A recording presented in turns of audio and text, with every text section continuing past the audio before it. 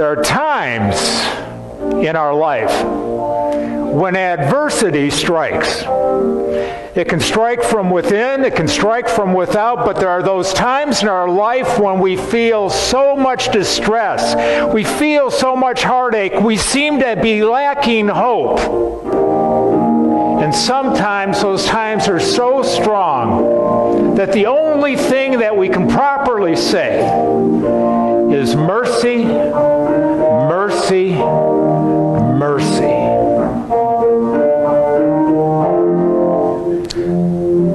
There was a young man who grew up in Fredonia, New York. Fredonia is a college town, and his family owned a small farm. They were kind of a lower middle class family, and this man, he lived, as a boy, he saw Fredonia, he saw the State University of New York at Fredonia, and he daydreamed about possibly going to college someday and doing something more than what he was used to. And so he had dreams of becoming someone special, someone powerful, someone significant. And finally, he went to college at the State University of New York at Fredonia. And then after that, he went on to dental school, and he got his dental degree, and he was married, and then he began a dental practice, and the practice flourished. It growed to the point where he added another dentist, and then a third dentist, and then finally, he opened up a second and a third dental clinic that served parts of western New York. He was becoming wealthy beyond his wildest dreams, and as his wealth grew, and he was a man of faith, I must say, he grew up in the church, he went to church every Sunday, he did pray, he read the Bible, he's being successful. And then he decides one day, he takes a liking to Corvette racing cars. And he buys a Corvette racing car. And he starts to race this car. And it's his hobby. It's something that he enjoys doing. It's something that kind of is a reward for all of the effort that he has put into his life. And then finally he decides he wants a second car. And then a third. And a fourth, to the point where now he has a collection of Corvette racing cars. And he looks at his life, and all of a sudden he notices that what's happening is that this collection of cars is overtaking his life.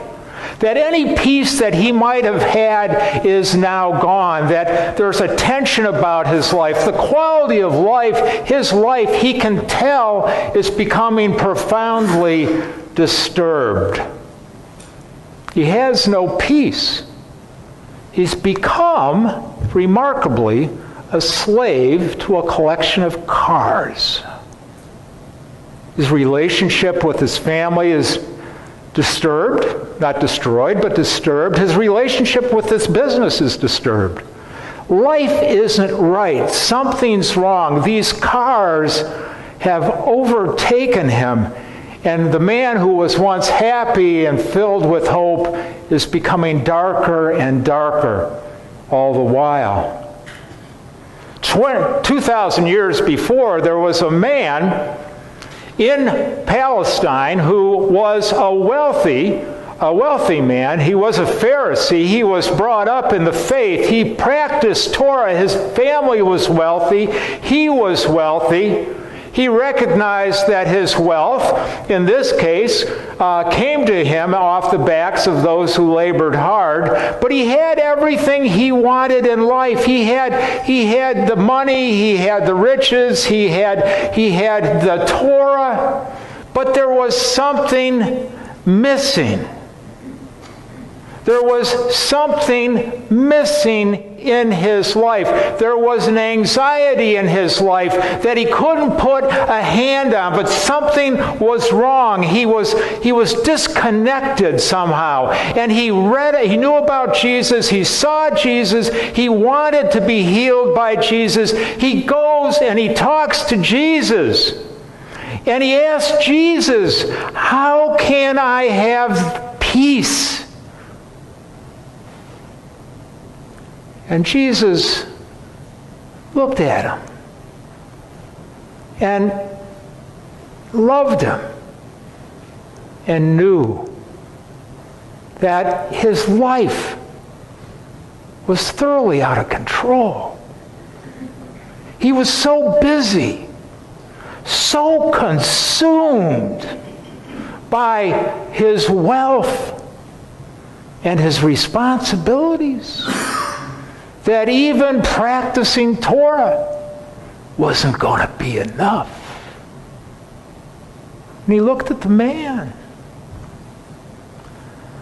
I can tell you the answer. Sell what is owning you. Let it go. Give it to those who have little. Feed the poor. And as you let go of what is grabbing hold of you, you will begin to experience the peace. Sad news is, this man in this story just couldn't let go. He was so consumed. The good news is 2,000 years later, the dentist from New York, struggling with his wealth and his collection of cars, saw a story on television about a mission in Buffalo who was going to build a beautiful new shelter for homeless women and children, a very nice home where homeless women and children could catch their breath and find new life. And the dentist, that was taken by that story. He had supported that mission before financially. He made a few gifts over time. And for a few weeks, that story was working on him. And working on him. And finally, he realized in his prayer life, maybe he had read this gospel text, but he realized that the key to his future happiness was going to be to let go of that car collection. And so he called the mission and he said, I have a proposition. I have a collection of Corvette racing cars. I would like to gift them to the mission. And you can sell them and use the money to help build the shelter. Mission talked it through and said, okay, we'll do it. And so the cars were gifted.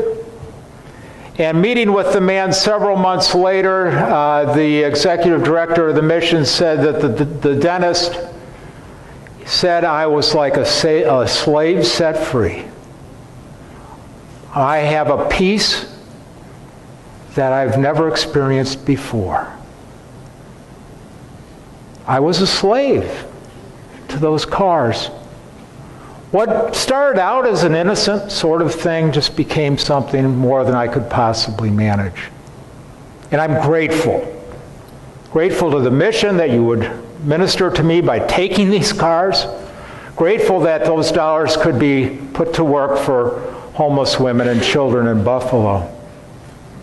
The dentist heard Jesus cry, heard Jesus' call to action. We all can be a little bit like the rich young ruler or the dentist. It's different for all of us. We all have different kinds of things, distractions that may be keeping us from experiencing the fullness of God's grace.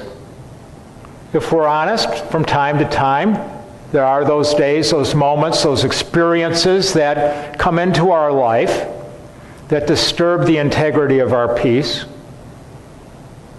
But the good news, my brothers and sisters, is this, is that the God we worship is a God that loves us beyond all boundaries, a God that is with us every step of the way.